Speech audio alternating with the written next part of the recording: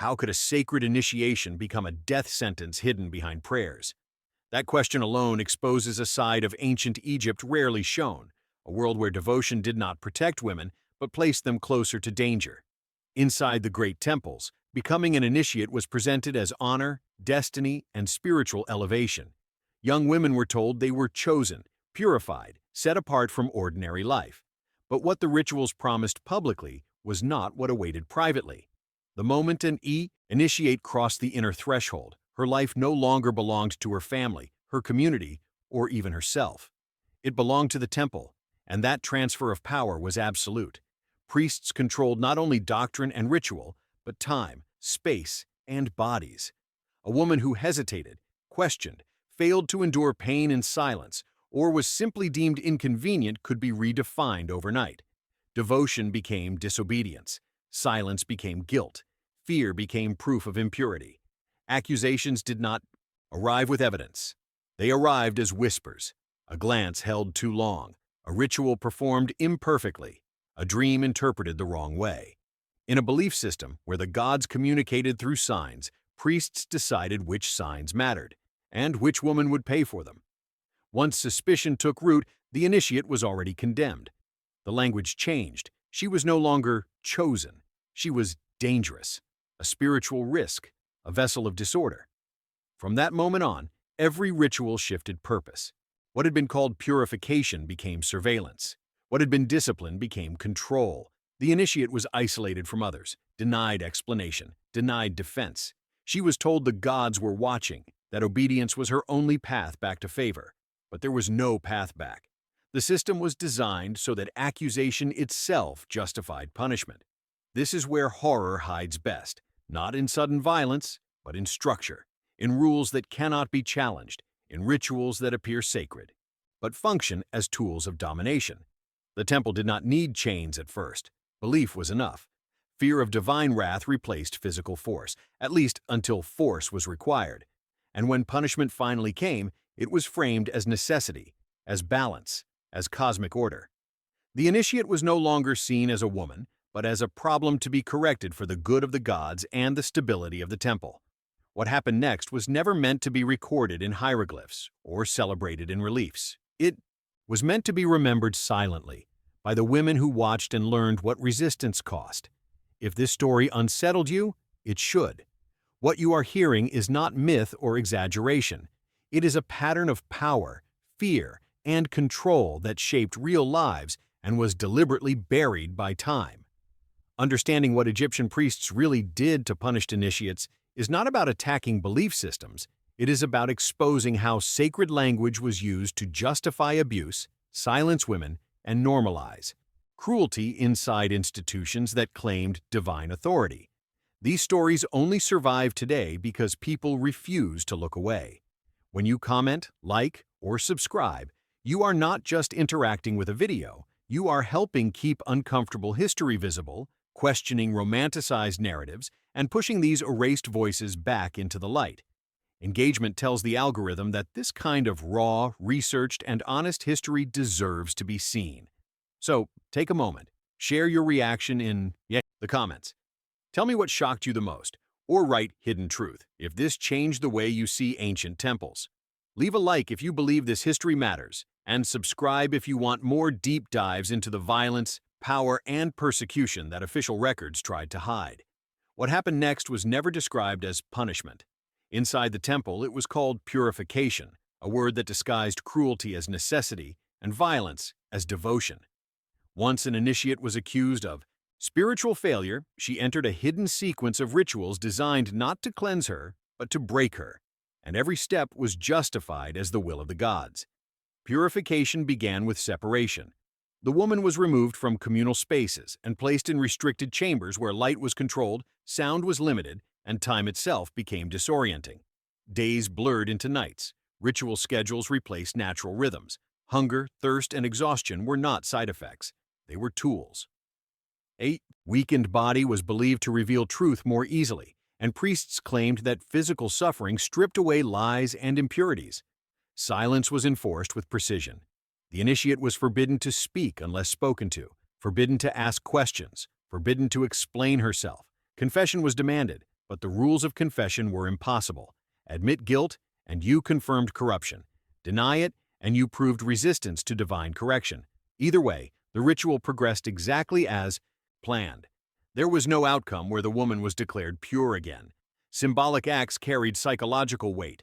Cold water poured without warning, oils applied in painful ways, incense burned until breathing became difficult. These actions were framed as sacred sensations meant to awaken the soul, but their real effect was fear. Pain trained obedience. Confusion erased identity. The initiate was told repeatedly that her suffering protected the temple from chaos, that her endurance restored cosmic balance. That refusal would anger the gods and endanger everyone. The most insidious part of these rituals was how they redefined reality. Priests narrated every sensation. Pain meant resistance leaving the body. Tears meant impurity escaping. Collapse meant progress. The woman's own perception was overwritten by authority. When she doubted what was happening to her, she was told doubt itself was evidence of corruption. Over time, many initiates internalized this logic, believing their torment was deserved. Other women were sometimes allowed to witness fragments of these purifications, not to help, but to learn. The message was clear and silent. This is what happens when you fail, question, or attract suspicion. Fear spread without a single public decree. Control did not require constant force. Memory did the work. What makes these rituals especially difficult to trace historically is their invisibility. They left few physical marks and no celebratory records. Temples. Recorded offerings, victories, and harmony, not suffering. Yet patterns emerge when fragments are compared. Consistent isolation, ritualized pain, and the systematic dismantling of female autonomy disguised as spiritual correction. And this raises a deeper question that ancient sources avoid but cannot fully erase. If purification always led to deeper punishment, was it ever about the gods at all? Or was it about preserving a hierarchy that could not tolerate female agency, vulnerability, or unpredictability?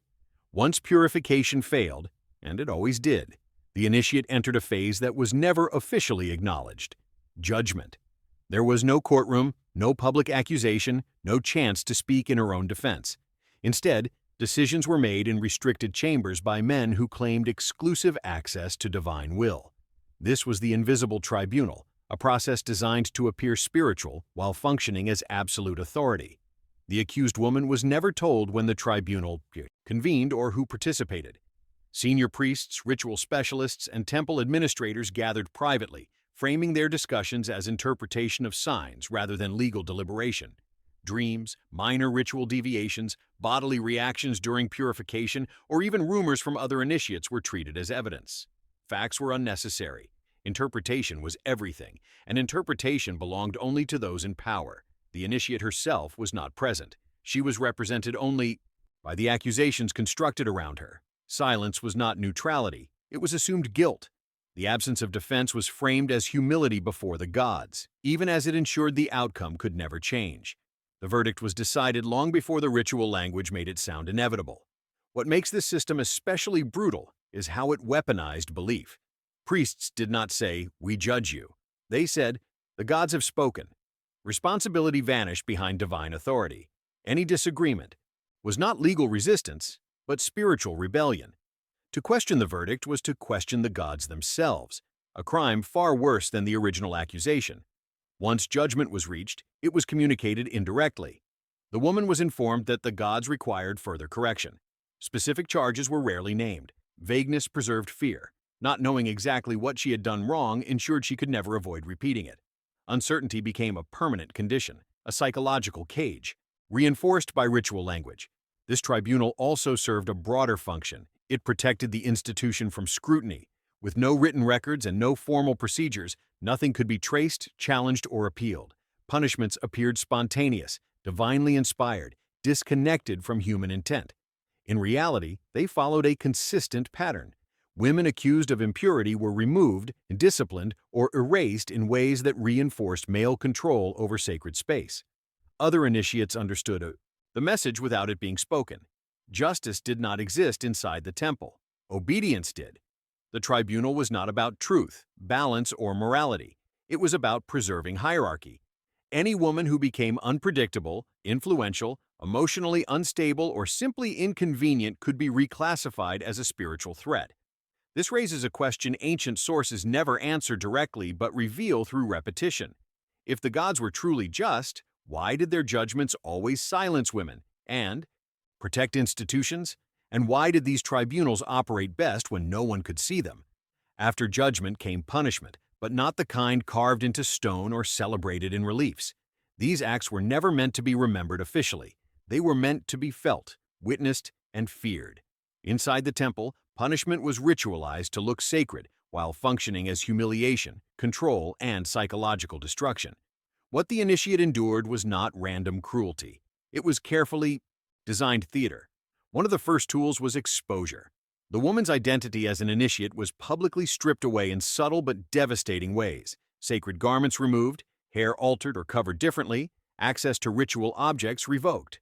These changes signaled to others that she was no longer protected. No announcement was necessary. In a world governed by symbols, appearance was enough to mark her fall. Humiliation followed structure. The initiate might be forced to perform menial tasks during sacred hours, disrupting the visual order of the temple, cleaning floors while others prayed, standing motionless for long periods under supervision, repeating purification gestures endlessly until exhaustion erased dignity. Each act reinforced a message. Spiritual failure made a woman smaller, lesser, disposable. Pain, when used, was framed as symbolic. Positions held until muscles trembled. Exposure to heat, cold, or smoke under the guise of endurance rites. The goal was not injury that left clear marks, but suffering that could be denied later. If no wound could be shown, no crime could be proven. The temple mastered invisible violence. Isolation was layered into punishment. Contact with other women was limited or controlled. Speech was monitored. Silence became a rule, not a choice. Over time, the initiate's sense of self fractured. She was told her thoughts were unreliable, her memories distorted by impurity. Authority replaced inner truth. Control reached its deepest level when she began to police herself. Crucially, others were meant to see parts of this. Not everything, just enough. A bowed head, a trembling body, a changed routine. Fear spread efficiently when women understood that obedience was the only visible protection. Resistance did not inspire rebellion, it inspired disappearance. These punishments rarely ended with restoration. There was no full return to status. Even if the initiate remained alive within the temple system, she was permanently marked. Her suffering became a warning etched into communal memory rather than stone. The absence of records was intentional. What cannot be written cannot be challenged. This absence has consequences today. Histories speak of harmony, devotion, and divine order, while ignoring the cost paid by women whose pain kept that order intact. But when fragments are aligned, ritual language, gender roles, repeated patterns of disappearance, the shape of the punishment emerges clearly. What happened to the punished initiate did not end with her. In fact, her suffering was only fully useful once it was seen, remembered, and quietly understood by others. Inside Egyptian temples, fear was not a side effect of discipline. It was doctrine. Pain was never isolated. It was circulated. Priests understood something fundamental about control. Belief is strongest when reinforced by consequence. The punished woman became a living warning, a carefully managed example of what happened when devotion slipped into suspicion. Her altered status, her restricted movements, her visible exhaustion were not mistakes. They were messages. No speech was required. Silence carried everything. Other initiates learned to read these signs instinctively. They noticed who stopped attending certain rituals, who no longer spoke freely, who avoided eye contact. They saw how one woman's access narrowed while the authority of the priests expanded. Fear spread horizontally, not through orders, but through observation. Every woman began adjusting her behavior long before accusation ever reached her. This system reshaped daily life. Movements became cautious, words were chosen carefully, emotional restraint became survival. Even private thoughts were policed, because belief taught them that the gods listened everywhere. But priests decided what the gods meant. Fear dissolved solidarity. Helping a punished woman was dangerous. Sympathy could be interpreted as shared impurity. Distance became protection. The brilliance of this structure was its efficiency. The temple did not need to punish many women. One was enough. Her suffering saved effort, preserved hierarchy, and reinforced obedience without constant violence. This is how institutions endure brutality without appearing brutal. They make victims teach the lesson for them. Over time, fear altered identity itself. Initiates stopped seeing themselves as individuals chosen by the divine and began seeing themselves as potential threats under constant evaluation. Devotion turned inward, obsessive, anxious. The temple gained not only obedience, but psychological occupation of the female mind. Control no longer required presence. It lived inside the women themselves. This doctrine of fear also protected male authority. By framing punishment as spiritual necessity, priests avoided accountability. If a woman suffered, it was because the gods demanded it. If others feared, it was because they understood divine order. Violence disappeared behind belief. What makes this especially disturbing is how familiar the pattern is across cultures and eras. When fear becomes sacred, resistance becomes heresy. And when silence becomes survival, abuse no longer needs witnesses, only memory. Once fear was fully established, the temple no longer needed to rely only on observation and silence. The body itself became the next site of control. What priests described as sacred endurance or spiritual correction was, in practice, physical punishment carefully framed to appear necessary, meaningful, and divinely justified. The initiate's body stopped being human territory and became ritual property. These practices were never introduced as violence. They were described as tests, trials meant to strengthen devotion, cleanse weakness, or realign the initiate with cosmic order. But the structure was always the same. Positions held until pain blurred thought, exposure to heat or cold under supervision, repetitive, gestures performed until muscles failed. The body learned obedience faster than the mind. Crucially, these punishments were calibrated. Enough pain to break resistance, but rarely enough to leave obvious marks. Bruises that could be explained as ritual strain. Exhaustion framed as spiritual effort. Any physical consequence was reinterpreted as proof that the ritual was working. Suffering became evidence of progress, not abuse. Priests narrated every sensation. If the initiate trembled, it meant impurity was leaving her. If she collapsed, it meant the gods were pressing harder. If she cried, it meant resistance was dissolving. Her own experience was overwritten in real time. She was taught to distrust her pain and reinterpret it through the language of obedience. The most effective element was repetition. These rituals were not one-time events. They returned again and again, slowly redefining what the body expected and accepted. Over time, the initiate stopped reacting. Pain normalized. Endurance became reflex. This was not spiritual growth. It was conditioning. Other women were aware of these practices even if they never witnessed them directly. Whispers traveled through corridors. Small details gave everything away. A woman moving stiffly, avoiding certain spaces, hesitating before kneeling. Knowledge circulated without confirmation. Fear deepened because the boundaries were unclear. Any body could be chosen next. This system also created complicity. Women who endured and survived were subtly encouraged to see themselves as stronger, purer, more deserving than those who failed. Comparison replaced solidarity. The temple did not need to isolate every initiate. It let the hierarchy reproduce itself. From the outside, none of this appears in inscriptions or temple art. What is shown are serene figures, balanced poses, eternal order. What is missing is the cost of maintaining that order. The body's disciplined into silence so the image of harmony could survive. After punishment and endurance came the final psychological trap, redemption. The temple offered it carefully, never as a right, always as a possibility, distant, conditional, and entirely controlled by priestly authority. For punished initiates, redemption was presented as mercy. In reality, it was another instrument of domination. Redemption required total submission. The initiate was told that forgiveness from the gods was possible only if she surrendered completely, her voice, her autonomy, her memory of injustice. She had to accept the narrative imposed on her, that her suffering was deserved, corrective, even generous. Questioning the process meant rejecting divine mercy. Silence became the price of survival. This promise was deliberately vague. No timeline was given, no criteria clearly defined. The initiate was instructed to obey without knowing when obedience would be deemed sufficient. That uncertainty was not a flaw in the system. It was the system.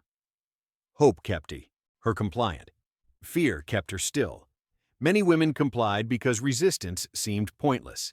They lowered their eyes, followed orders precisely, erased themselves socially and emotionally. Some were gradually reintegrated into limited roles, stripped of influence, watched closely, permanently marked. They were allowed to exist, not to lead. Their presence served as proof that the temple was merciful, even as it maintained absolute control. But not all women accepted this erasure. When a initiate resisted, by speaking, refusing a ritual, or simply failing to perform submission convincingly, redemption vanished instantly. Resistance confirmed guilt. Mercy turned into final punishment. These women were removed from communal memory with alarming efficiency. Some were expelled under the label of spiritual danger. Others were reassigned to unseen labor. A few simply disappeared, absorbed into the silence that surrounded the temple's most uncomfortable truths. What made refusal especially threatening was its visibility. A woman who resisted exposed the system. She demonstrated that obedience was not divine instinct, but enforced behavior. For the temple, that risk could not be tolerated. Erasure was not cruelty, it was containment. This stage of control perfected the hierarchy. By rewarding silence and punishing resistance, the temple trained women to police themselves and each other.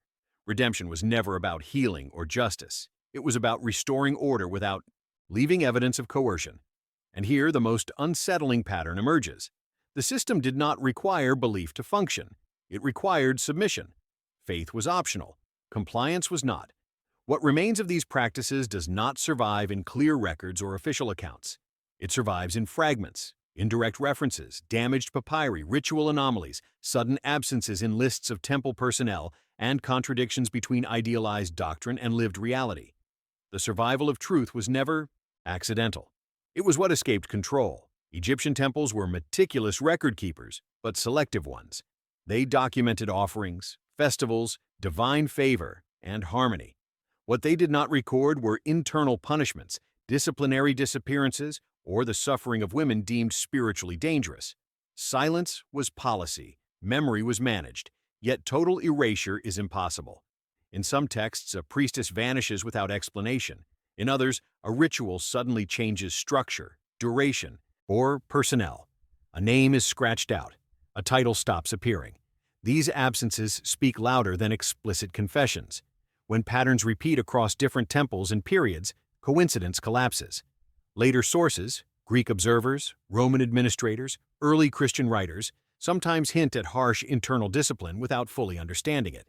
Their distance from Egyptian belief systems allowed them to notice inconsistencies. They describe secrecy, restricted spaces, and unquestioned authority, even when they admired the spiritual sophistication of the culture. What they could not see directly, they sensed indirectly. Oral memory mattered too. Women who left the temple system carried stories that could not be written safely. These accounts did not survive as testimony, but as warnings embedded in family traditions, social fears, and behavioral boundaries. Some daughters were never offered for initiation. Some families avoided certain cults without being able to. Explain why. Trauma does not require documentation to persist.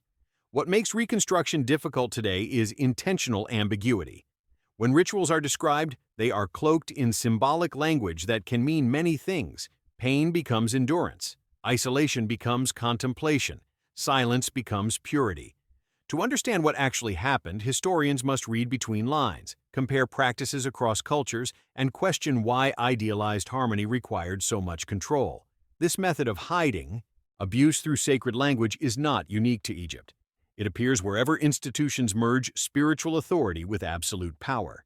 The tools are familiar: selective memory, symbolic reinterpretation, and moral reframing.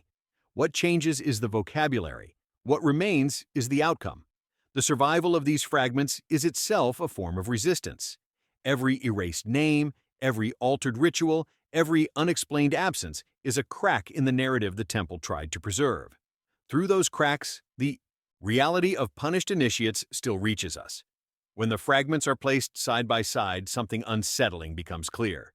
What happened to punished initiates in Egyptian temples was not an isolated anomaly of one civilization.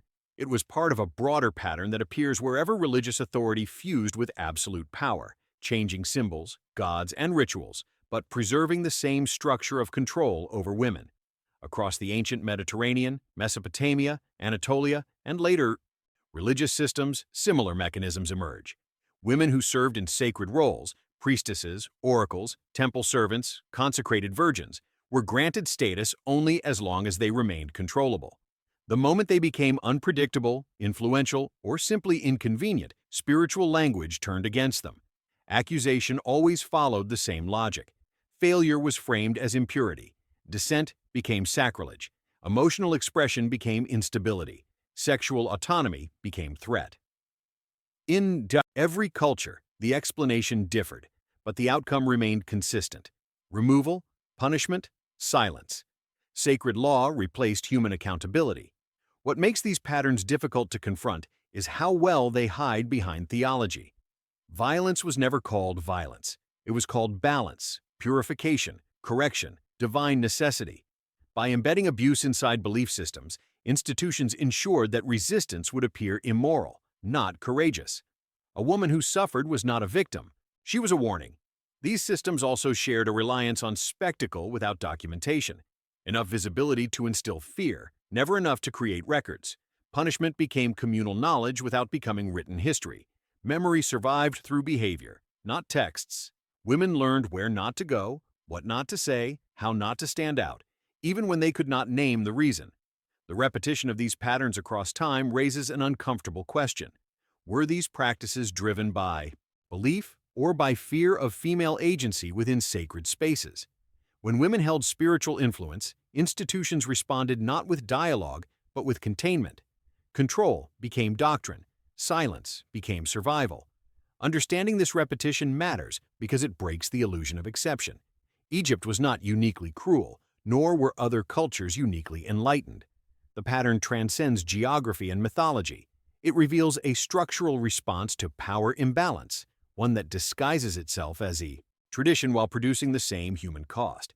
And once that pattern is recognized, it becomes impossible to see ancient religious history as neutral or harmless.